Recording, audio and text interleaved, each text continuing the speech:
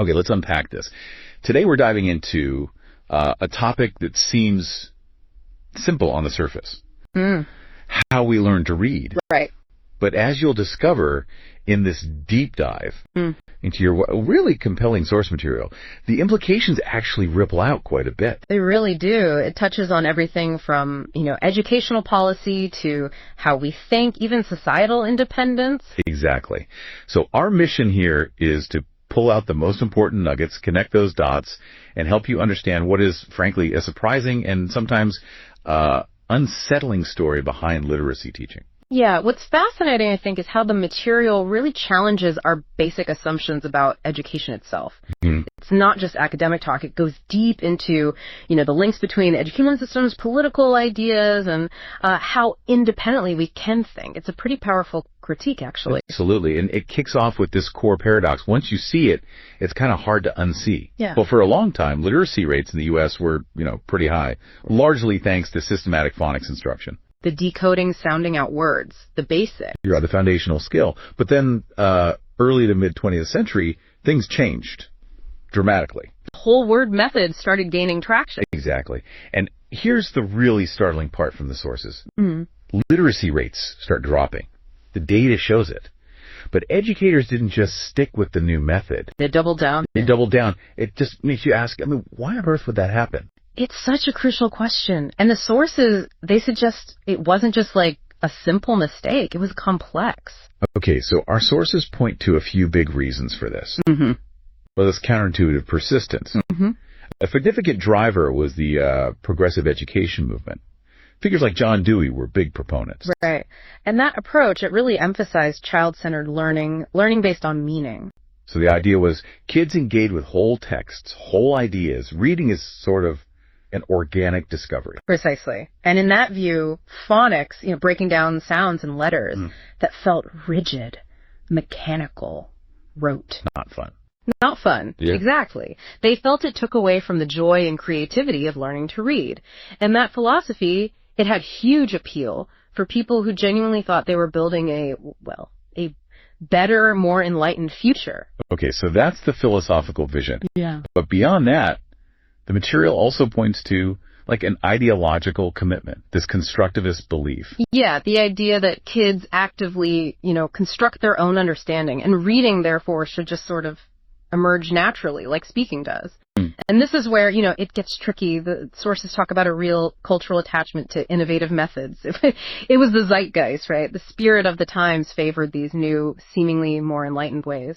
So this belief in natural learning. Yeah. It kind of overshadowed the science. Often, yes.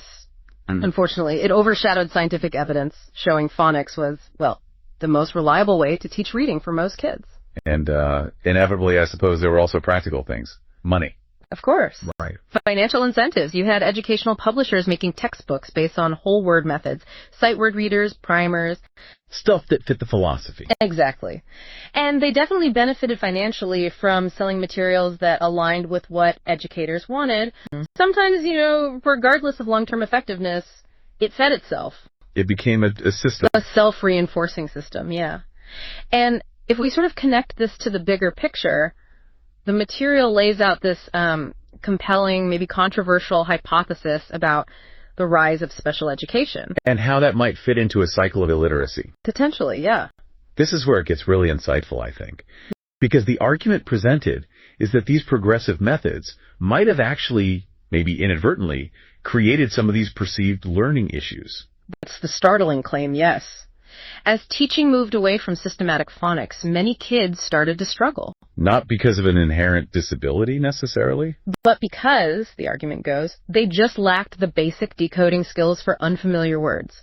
And the material suggests this created a growing group of struggling readers. Who then got classified. Often classified as having learning disabilities, even when the root cause, according to this view, was simply a lack of proper phonics instruction. And that trend directly fueled the growth of special ed programs, which, look, are absolutely vital for kids with genuine needs. Of course. But in the source's view, it also became a system that kind of perpetuated the need for intervention. So it created, what did the sources call it, an education industrial complex. Exactly. This boom in special ed in the late 20th century tied to a growing bureaucracy, a whole industry around, identifying, labeling, servicing kids with perceived issues. Right.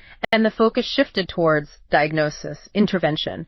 Professionals became managers of learning rather than maybe subject matter experts focused on core instruction. And the institutionalization of it all. According to the sources, it created a system reliant on finding problems rather than consistently fixing that potential root cause. Yeah. Insufficient phonics instruction. That leads to a pretty deep question then about, the malleability of the population. Yeah. Related to reading skill. It does. The material puts forward this intriguing viewpoint that lower reading proficiency can actually create societal dependency. Okay, so let's unpack that. What does this mean for you listening and for society?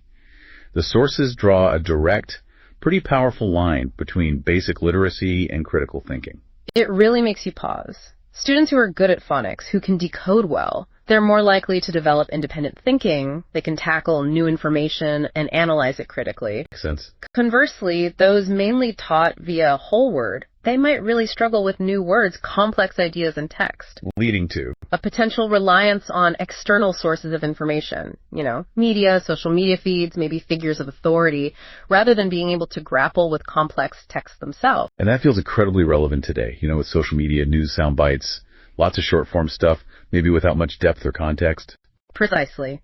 The sources argue this fosters a dependency on more authoritative sources, whatever those may be for different people, media, platforms, government. And the implication. According to the material, populations that are illiterate or undereducated may have a limited capacity to engage critically with the content they encounter. Which leads to a pretty provocative critique in the material. It is provocative, yes. The idea that public education might intentionally or unintentionally contribute to the manipulation of future generations, that's a strong claim, presented as a conclusion in the analysis. It's a really challenging idea, but the logic follows. If a large chunk of people can't read critically, can't understand complex issues, potentially more susceptible to being influenced by external authoritative voices, creating a society maybe more dependent on centralized powers than on individuals capable of independent thought and critical analysis. It's a stark picture, for sure, but importantly, the sources don't just diagnose the problem, they also suggest a way forward. Reforms needed to break this cycle. Okay, good. Let's get into those solutions. First up, reforming teacher preparation programs. Yeah, the argument is that universities, teacher colleges, they urgently need to get back to teaching evidence-based literacy practices, especially phonics, as foundational. It's not just about knowing it exists, but prioritizing it. Right. Teacher training needs to focus on mastery of content and techniques, giving teachers skills in differentiated instruction, tailoring teaching to different kids' needs. And the knowledge to tell the difference between, say, a learning disability rooted in poor instruction versus an inherent deficit. Though the material implies that institutional resistance can be a big hurdle there. Okay, second big reform, adopting the science of reading. Yes. And this isn't just a buzzword. It's a solid body of research, cognitive science, linguistics that clearly supports phonics as the most effective way to teach reading for most people. So policy should reflect that. The sources argue strongly, yes. State, federal policies should push for phonics first curricula in early grades. Ensure high-quality instruction for everyone. Grounding practice in science, not just, pedagogical trends. Makes sense. Third reform, decentralizing education. Moving away from what the sources call a monolithic educational establishment, giving more freedom for local schools, parents, teachers to pick evidence-based curricula. So things like school choice, charters, homeschooling networks. Those are mentioned as examples, yeah. Places that explicitly prioritize reading fluency and phonics.